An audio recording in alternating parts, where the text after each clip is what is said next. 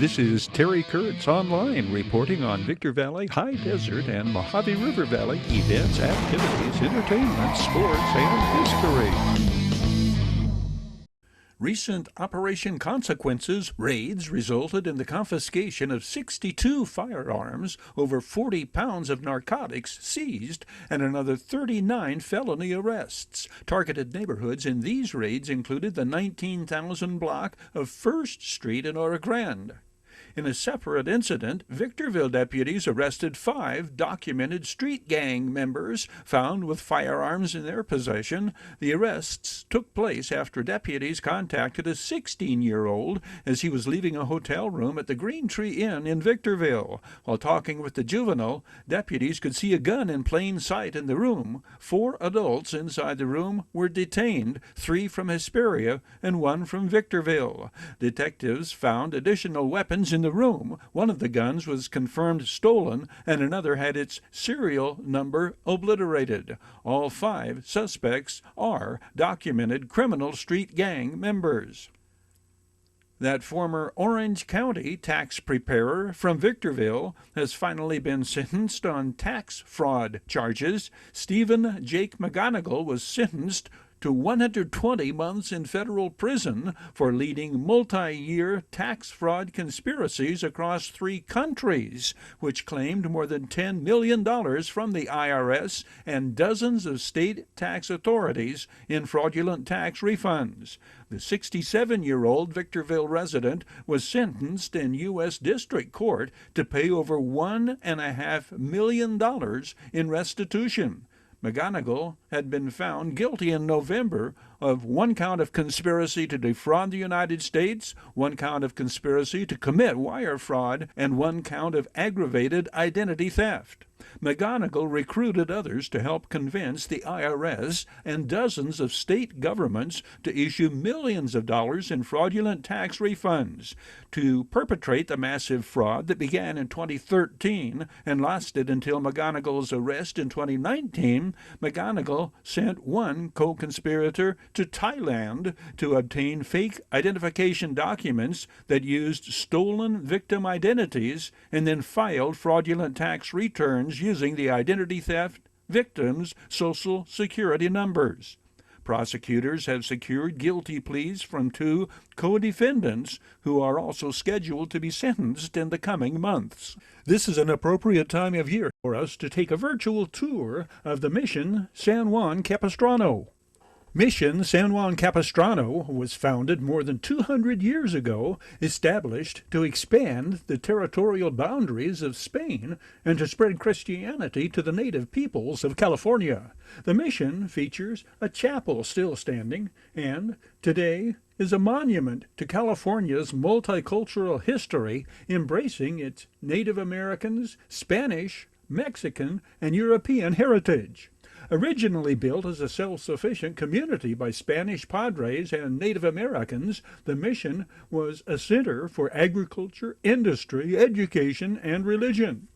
Mission San Juan Capistrano's oldest tradition is the ringing of the historic bells. This tradition has the ringing of the bells on designated feast days, holidays, and community celebrations, including March 19th, Feast Day of St. Joseph. The original 2 largest bells hang in the footprint of the bell tower of the ruins of the great stone church. On the bell wall are 2 replica large bells and the original 2 small bells, which are still rung today. The miracle of the swallows of Capistrano takes place each year on March 19th, St. Joseph's Day. Swallows migrate 6,000 miles from Goya, Argentina, to San Juan Capistrano in large groups dating back to the early 1800s. The first official celebration of the swallows' return to the mission was commemorated with a parade and fiesta on March 19, 2021. This statue of the riderless horse was erected in the mid-1990s, a memorial to the soldiers who protected the mission. An empty saddle ceremony is held at least twice a year, first in late March and again in September. The next ringing of the bells at Mission San Juan Capistrano will be July 1st, Feast Day. The advent of Easter season makes for an opportune time to visit Desert Christ Park in Yucca Valley, described as a sculpture garden situated on 3.5 acres. There we see over 50 larger-than-life steel-reinforced concrete statues that depict the ministry of Jesus Christ. Intriguing to me that the site of these monuments is in the Mojave Desert, purportedly the only place in the world other than the Holy Land where Joshua trees thrive. Displays include, among others, the Sermon on the Mount, the blessing of the children, the Samaritan woman at the well, the 3-story depiction of the Last Supper, the tomb of Christ, and the ascension into heaven. The Desert Christ Park was dedicated on Easter Sunday in 1951. The statues are the creation of architect, artist, sculptor Antone Martin as a benchmark of peace for mankind. Between 1951 and 1961, Antone Martin completed over 50 works. Desert Christ Park is open daily. There is no admission fee. It is strongly recommended before visiting the park in Yucca Valley that you visit the website www.desertchristpark.org and learn the fascinating story of the artist's struggle to find a location for his masterful works of art, his mission, and the essential role played by people of Yucca Valley, whose role was vital to not only bring the park to fruition, but ultimately preserve this benchmark of peace for mankind. Terry Kurtz Online was brought to you by Down Home Grill in Victorville on the corner of Bear Valley Road and Ridgecrest Road. So. Bid fast and last. World-class auctioneers. Zvalu Quality Truck Body. Family-owned and operated since 1954. The Bradco Companies, our area's longest-standing full-service commercial brokerage firm. Iwanzak Law Firm. Trial lawyers for serious problems. We Got 'em Tees. Your headquarters for custom screen printing and mastercraft embroidery design. Silverwood. The developers of the Silverwood Master Planned Community support the events, youth activities, and programs of our high desert Mojave River Valley communities. And by the Holiday Inn in Victorville. The Holiday Inn, conference and convention center for the high desert, and favored destination for travelers and visitors to the Victor Valley. Preceding TKOL Spotlight, showcasing the Victor Valley's best, most interesting, brightest, most entertaining, most deserving. She plays violin and bass and strums the banjo, makes the dobro cry, plays guitar and dobro mandolin. She plays them all quite well, we might add. And this girl is only 10. She's Juliette Bascom, and the label Prodigy applies here. Strings attached, she'll play it well. Reading music or playing by ear. When I was around 2, I actually started to play the mandolin because my mom plays the mandolin. And so I just tried to mess around with it. She started at 2 strumming on the mandolin and tapping her foot, and she had a sense of rhythm. And at 3, she asked for a violin. And then as I got older, I got more into music. I would play drums and stuff. And then actually when I was 3, I asked for the violin. One day I came home and she had been playing a song that I whistle. It's called Come Thou Fount of Every Blessing, and she had learned to play it by ear. Homeschooled, Juliette, born the only child of Father John and Mother Lisa, a richly talented musical family. Juliette represents the 5th generation of said heritage. Her great-great-grandmother played in a band in the Roaring '20s in Mississippi. When I was around 6 and 7, I kind of stopped because I could play by ear. But now I'm actually starting back to reading music. When you read music, you can learn more things than just playing it by ear. So at the Victor Valley College, I'm actually taking a beginning strings classical class. So I think I've been there for like 5 semesters. We got her into the college class when she was 8. The beginning strings, it's a wonderful class over there. And so she had to brush up on her music reading again, play the classical as well as the bluegrass and even jazz. She's played with several bands. Juliette performs in the High Desert Drifters and bands labeled River Bottom Bluegrass, Old Time Pioneers, and the Bascom Ranch Band. Mostly the personnel is the same. The name depends on the style of music and venue at hand. Juliette Camille turns 11 in 2011's June. Members of the Bascom Ranch Band, who've taught and mentored number many. They've all stayed in tune. 86-year-old John Hickson on guitar. Guitarist Don Nielsen on harmonica here. On violin, Bob Hall. And 94 years young, Grandma Nadine on washboard. Tutors and mentors all.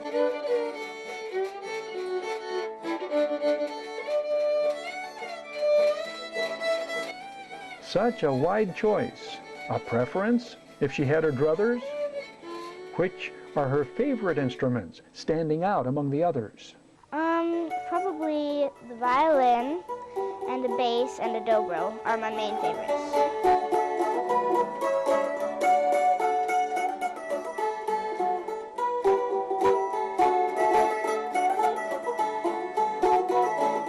Still room to grow and learn her entire teens.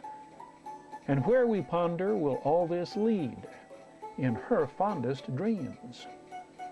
Well, I would like to have a career for it and like earn some money, but I would donate a lot of money to like homeless shelters and things like that. That's where I really want it to go. So, We homeschool, and so we're learning everything we can about music and applying it. And, as far as having fun with it, we think that's very important as well. And then there's the business aspect we are exploring as well, and making CDs. We're making our second CD. Now we're finishing it up. Do you like to vocalize too? Do you sing as well? yes, I do. Have you done any writing yet? Actually, I'm working on a song right now. What's the name of it? I haven't figured that out yet.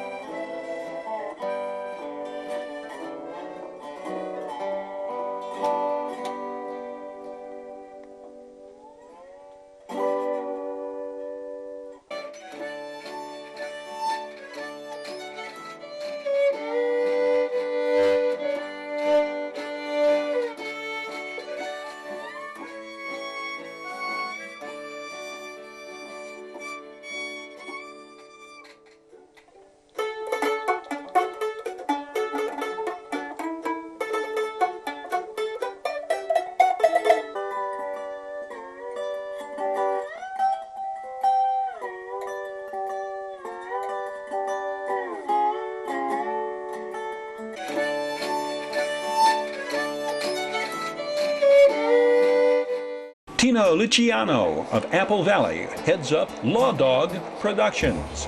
At the time of the first part of this interview, the production company was under the heading Two Gun Productions. Two Gun Productions is a film and television production company. We started in January of 2012 with one goal in mind, and that was to bring back family values to television. I owned a production company called Tiki Productions, and the devil really stepped in on that one. I dealt with a partner who we had some financial problems with, and I'm going to leave it at that. Had to make a decision: do we close the doors? Do we walk away from the production company? And I contacted Gary Lee Brooks. He and I put our heads together and said, "This is what we want to do." there's a lot of people that work for us, that believe in us, that trust what we're doing. And it was real easy to lay down and lick the wounds and say, okay, you know what, that's it, we're done. But we really, really felt called by God on this to press forward and continue doing what we're doing. And within 6 months, which is where we are today, there's a lot under our belt. We've got a lot of things accomplished. I first got the calling in my heart by God in about 1989. I've always been a long hair rock and roller. I've been in the music industry in Hollywood. I played Gazaris, Jezebels, the Troubadour, you name it, we played it. I ended up bumping into a friend of mine. I was on my way to an audition where he was the manager of a well-known band that has been very successful, and they needed a bass player. I was on my way, and he and I started talking spiritually. I told him, you know, just a week prior I went to a Bible study and I accepted Jesus. And we pulled over on the 101 freeway. He professed to me about how he just accepted the Lord as his Savior. And we turned that car around. We went back home. I ended up going to church. Within a month, I was involved in the worship team with church. So I've always had a calling in my life, knowing what it is, that it's something spiritual. I ended up leading worship for churches, and just to see what the Lord does through music was fascinating. And then to get involved in film and television, I've been on the other side of the camera. Well, actually, that would be this side of the camera. I've been acting, I've been doing stunts, and I've seen the way people have been treated by the production company. And I swore to myself that if I ever got the opportunity, I would not be that person that was treating the people the way they were. I have a heart, I have compassion, you know, and for a director to yell and scream because they're not getting what they want this actor to do, and then in 2 seconds later he says, okay, in action, and this actor is supposed to be like nothing ever happened. No, I swore to myself I would never do anything like that. And I really believe that the Lord knew my heart and knows my heart and tested me with this. Several years after the music industry, being, you know, with the Christian rock bands and all that, I had another calling in my life, and I was called to be an ordained minister. With that, I continued following and pursuing that career and that goal, and I ended up being a chaplain with San Bernardino County Sheriff's Department for several years. And then Two Gun Productions comes in, and that's where, in my spirit, I believe that's where Two Gun Productions came about. Within a week of that interview, Luciano took an even greater leap of faith to form Law Dog Productions. And nothing has changed. We still have the same faith base. We have the biblical messages. It's amazing to see what the Lord can do in a situation like that. I spoke with our management company, and she said, I back you, I follow you 100%, whatever it is you're going to do. And I said, okay, great. Made the decisions. I spoke with her, and I said, okay, it's over, it's done. Now I need to restart, you know, the new production company. I've got to do a name search. I've got a lot of work to do. And she told me, she said, you're going to be down for about 3 to 4 months. Inside, I smiled, because you can't keep a God-man down, I'm sorry. And Monday, we shut the company down, and Wednesday, by 4:30 in the afternoon, I was signing documents, and Law Dog Productions was up and running in full swing as a production company. Tales of the Frontier is a family-based production. What we do is we go back to the days of old, have Gun Will Travel, Cheyenne, Wagon Train. Our goal is to bring the families back in front of their TV to watch as a family. You don't have to worry about the language, the nudity, the violence, anything like that. I remember as a kid, you know, it was movie time, and the whole family gathered and we watched. And what we have done is we've actually instilled that. And the funny part is, as our episodes are airing, my family is drawn together and we sit and we watch it. And the support I get from the family, and knowing that that's what my goal is, and it's happening here in my house, that says it all to me. We start production September the 24th on Ghost. I'm excited. Anytime we roll cameras, it's fun. It really is. I have a saying amongst the crew: when we lose sight and it doesn't become fun anymore, it's time to part ways and go our separate ways. And everybody stands by that. We have fun on set, and that's what it's all about. Right now, with the management company that we're working with, we are being shopped around through major networks as well as distributing overseas. They will be put on DVD, and you know what, with the power of prayer, they may end up showing on some national levels as well. As of right now, what we're doing is we're stockpiling. we're going ahead. We've been funded to go ahead and film 7 more episodes, creating 13 episodes with what we've done with Tugan, and that will be an entire half season. What that does for us is that allows us to go to a network instead of with a piece of paper and saying, look at this is our ideas. We can go to them with DVDs and say, this is what we have done, this is what we're capable of doing, and if you're interested, we've got 1,000 more scripts. On episode 13, my normal routine, I take my hat, I throw it up, ladies and gentlemen, that is a wrap. One of my actresses, Candace Bullock, and Candace came up and said, I'm going to be leaving now, and Candace hugged me. I released her, and she held on to me, so I hugged her again, and I let go, and she still held on to me, and all of a sudden I feel her jumping, and she's sobbing. So I consoled her, and then I felt her release, and I let her go back, and she said, I don't want to leave. She goes, I have entered the 1800s, and I don't want to leave. And I mean, I lost it. I started crying with her. There is such a unity that is created with the cast members on our set. They love us, we love them, and our goal is to bring as many of them back as we can. Guns of the West triggers a positive viewer reaction from those intrigued by the weapons of choice of the American West's colorful and glorious taming, and the stories and adventures of those who fired them. From the first fast-draw duel, Wild Bill Hickok, to the notorious James Gang, to a firearm used by a short-changed lady of the night. A cast call draws eager participants whose every semblance of the American pioneers of the mid-19th century must be historically accurate. Not just the weapons, but attire, jewelry and accessories, and mannerisms. To this site, Southern California's pioneer town in the Mojave Desert, the likes of Gold Dollar, Dynamite Dave, Miss Ruby, Tombstone Tommy, and James Butler Hickok himself, better known as Wild Bill. Reenactors who've become walking encyclopedias of the very person or persons they portray. Upon the capable shoulders of director Tino Luciano falls the responsibility of managing the throng of characters, most with a reputation earned through disregard for rules and authority, when in character. This day's scenes include the Springfield, Missouri showdown on Main Street between the 28-year-old Hickok and former Confederate adversary Davis Tutt Jr., fueled by Tutt's flaunting display of the watch he'd taken from Hickok in a poker game the night prior. Historians pronounce this the first quick-draw duel in history, July 21st, 1865. Meticulous attention to detail lends to the realism. The viewer senses, then feels the tension that explodes into the instantaneous, ultimate throwdown. Tut! I told you not to be wearing that watch across square.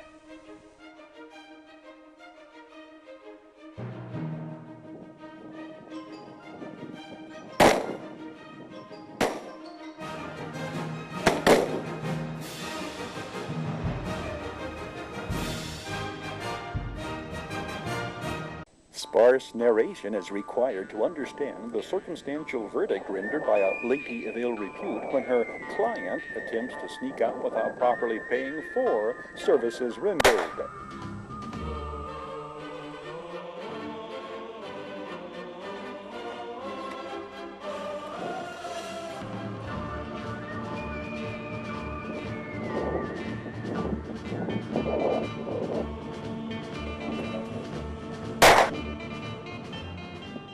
When authentic weapons of the day are used, the occasional hiccup must be expected and tolerated.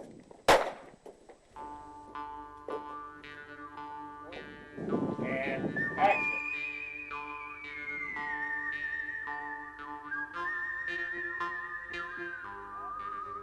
And action.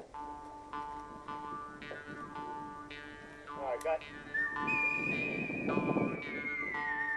But the finished product is flawless, a page of History Americana, opened, demonstrated, explained, and turned. Guns of the West. Straight ahead, how his Christian faith keeps the world's top Elvis tribute artist going. David E. Prezley has been a Victor Valley resident for 4 decades. He has risen to the top of his field, recognized as the world's top Elvis tribute artist. That recognition coming from Elvis Presley's daughter, Lisa Marie. And every year since, Lisa Marie Presley has presented David E. Prezley with the coveted, commemorative, taking care of business ring, reaffirming his position as the top Elvis tribute artist in the world. Turning to God and your Christian beliefs really saved me. And I'm not just blowing smoke. I'm trying to tell you, you must believe, you must have faith, and it will overcome. Maybe today not so good, but every day after that it gets a little easier. And then within 2 weeks or a month, it will happen, or a year. But you still must believe. Yes, because he puts things in your life, people, positions, situations, and it's up to you to react to them. And the callings are there. You have to see them. It's how you react to them and make it work within your life and your lifespan.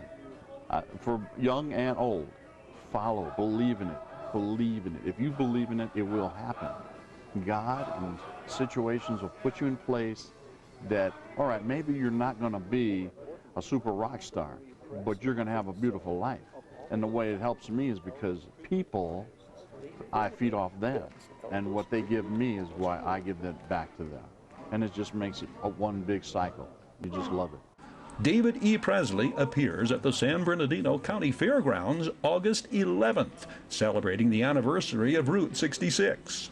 The following Saturday, August 18th, David E. Prezley presents Three Faces of Elvis, a moving and unforgettable tribute to the king of rock and roll. August 18th on Saturday at 7 p.m. at the big Methodist Church there in Hesperia, California. Three Faces of Elvis. We'll have a 50s Elvis, a 60s Elvis, and I'm going to do the 70s. So you'll have a different Elvis every hour from 7 o'clock to 10 o'clock. There's raffles. It's all Elvis themed day. Due to his passing on August 16th, we're honoring him on the 18th. And you need to come out. It's a family fun extravaganza. Some of the proceeds will go to the church. They need a new sound system in their building, and we'll donate some of the proceeds from the show to them, which we do a lot of. We try to do 2 fundraisers a month. That's about our limit due to my work schedule and touring with the Indians and all that good stuff. But yes, we try to give back to our community, because when I give it back to you, you're definitely going to give it back to me tenfold. It just makes me feel warm after 31 years, still the best feeling on the planet. And that ain't no lie.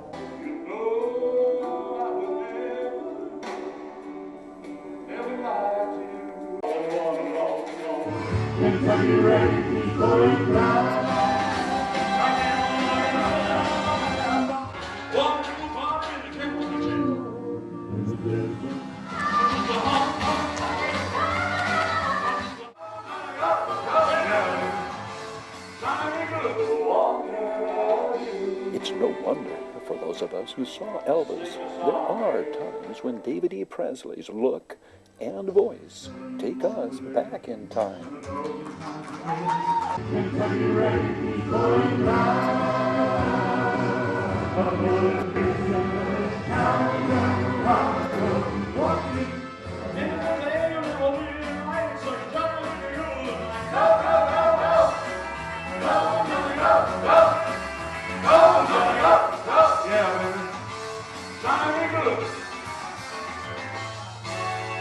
Oh yeah, David E. Prezley's good. We think so. His fans think so.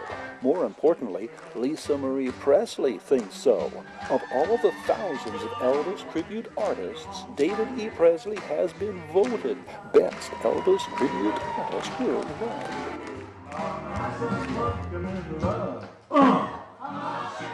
Oh, that's what I'm talking about.